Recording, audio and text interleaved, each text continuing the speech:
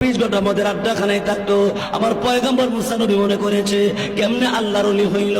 বলে দাও, এই মদের আড্ডাখানা থেকে বাড়ি করে যাওয়ার পরে তার বিবি তারে বাড়িতে তাড়াইয়া দিল, তার মা বাপ তারে তাড়াইয়া দিল, সবাই তারে বাড়ি থেকে বের করে দে।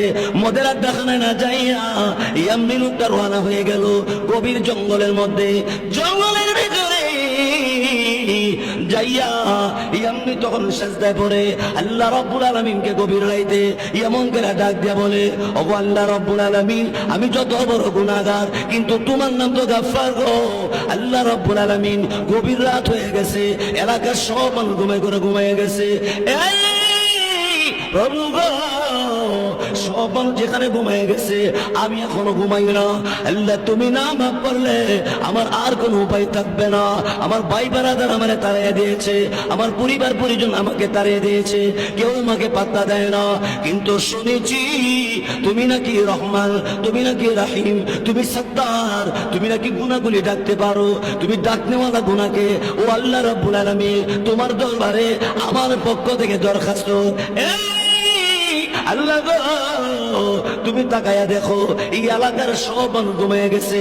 আল্লাহ রাব্বুল আলামিন জঙ্গলের ভিতরে, আল্লাহ রাব্বুল আলামিন ওই জঙ্গলের গাছে গাছে পাখিরা ঘুমের ঘরে ঘুমিয়ে গেছে, জঙ্গলের পশুরা জঙ্গলের ভিতরে ঘুমিয়ে গেছে, মানুষ এলাকার ঘুমিয়ে গেছে। আমি এখনো ঘুমাই না। আল্লাহ তুমি কি আমাকে মাফ দিবা না? প্রভু ওয়াদা দিলাম আর জীবনে মদ পান করবো না, আর কোনদিন গুনার কাজ করবো না। আল্লাহ রাব্বুল আলামিনের কুদরতি কদমে যখন সেজদায় পড়ে কান্দে, আল্লাহর এমন মায়া লেগে গেছে। আল্লাহ রাব্বুল আলামিন বলে, আমি আল্লাহ রাব্বুল আলামিনকে যখন এমন করে যখন ডাকতে আরম্ভ করে, রে জিবরাইল, আমি তখন আল্লাহ ঘোষণা দিয়ে দিলাম, আর কান্দিস না। আমি আল্লাহ রাব্বুল আলামিনের দরবারে এমন করে যখন কাঁদতে আরম্ভ করেছো, আমি আল্লাহ রাব্বুল আলামিন এই মুহূর্তে তোরে মাফ করে দিছি।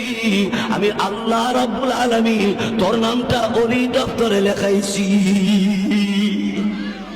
ও মুসা নবী, আমার বান্দা আমার কাছে এমন করে কাঁদছে, মুহূর্তের মধ্যে আমি আল্লাহ তার মাফ করে দিয়া আমি আল্লাহ তারে দোস্ত বানাই দিছি।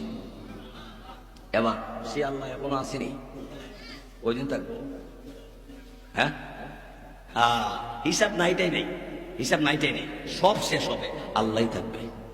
আরো জোরে কর আল্লাহু আকবার। আমার ভাইয়েরা বন্ধুরা, আমার গুনাহ তো মাফ হয়ে গেল, লোকটা তো মারা গেছে।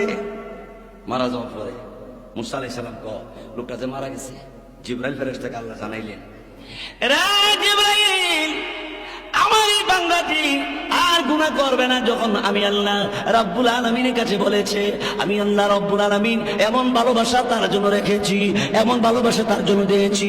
আমি আল্লাহ রাব্বুল আলামিন তাকায়া দেখি তারে কোলে নেওয়ালা কে হই নাই, তারে ভালোবাসনেওয়ালা কে হই নাই। আমি আল্লাহ আজরাইল ফেরেশতাকে পাঠাইয়া দিয়া তার জান কবজ করে আমি আল্লাহ রাব্বুল আলামিন তাকে রহমতের কোলে উঠাইয়া নিয়ে গেছি। हमें याद करेंगे, ओ हमें याद करेंगे, यूं ही बर्बाद दिल को आबाद करेंगे। सुबहानाल्लाह जोरे करो। আল্লাহরে স্মরণ করার করতে করতে করতে আমার নষ্ট দিলটা, অপবিত্র দিলটারে আল্লাহ পবিত্র বানাইয়া দেয়। আরো জোরে বলেন সুবহান আল্লাহ। এমন গুনাহগারকে আল্লাহ মাফ করে দিছে, আমরা আল্লাহর কাছে মাফ চাবো, আল্লাহ আমাদের মাফ করে দিব। জোরে বলেন সুবহানাল্লাহ। ভাইয়ের আমার, বন্ধুরা আমার, আর একটা কথা শুনেন।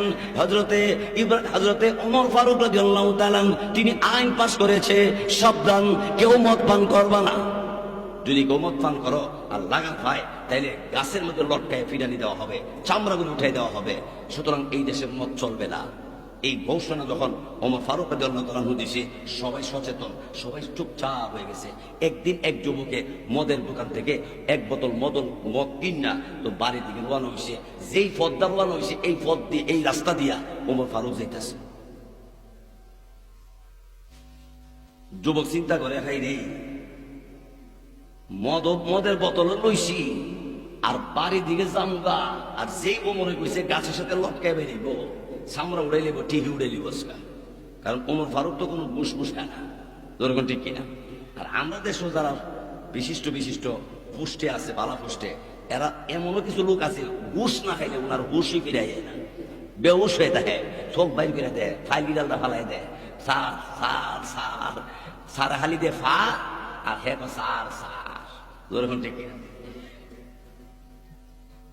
আচ্ছা, যুবক যে রাস্তা দিয়ে আসতেছে, এই রাস্তাটা ওই দিক থেকে ওমর ফারুক যাইতেছে। যুবক চিন্তা করলো, হাই রে, এই মদের বোতল এখন কি করি? চিন্তা করতে করতে করতে হঠাৎ করে মদের বোতলটা কাপড়ের ভিতরে বুগুলি সিপার মধ্যে ঠেলেছে। থইছে পরে এই জায়গার যখন বোতল সিপাটা ধরে রাখে একটু একটু তেরা দেখা যায়, কি তেরা যেত না, যাইতেছে। এবার যুবকে কয়, যদি আমার জিজ্ঞাসা করে বেহা হইল কেন, আর যদি কই আমার শরীর ভালো না, আর যদি দরা ফুরি তাহলে ডাবল বিচার যেরকম ঠিক কিনা? কারণ উমর সহজে ছাড়ে না, যেরকম ঠিক কিনা? অন কি করি? আসতেছে আর চিন্তা করতেছে কেমনে বাঁচবো। হঠাৎ করে তার মাথার মধ্যে আল্লাহ তাআলা এমন একটা বুদ্ধি দিয়ে দিছে, দেখ একবার তোর মাওলার কাছে ক, তোর মদের বোতলকে পরিবর্তন হয়ে যাবে। আর ধরে কর না, সালাম আলাইকুম, ফোন দিয়ে না, আমি চালাতাই মাথা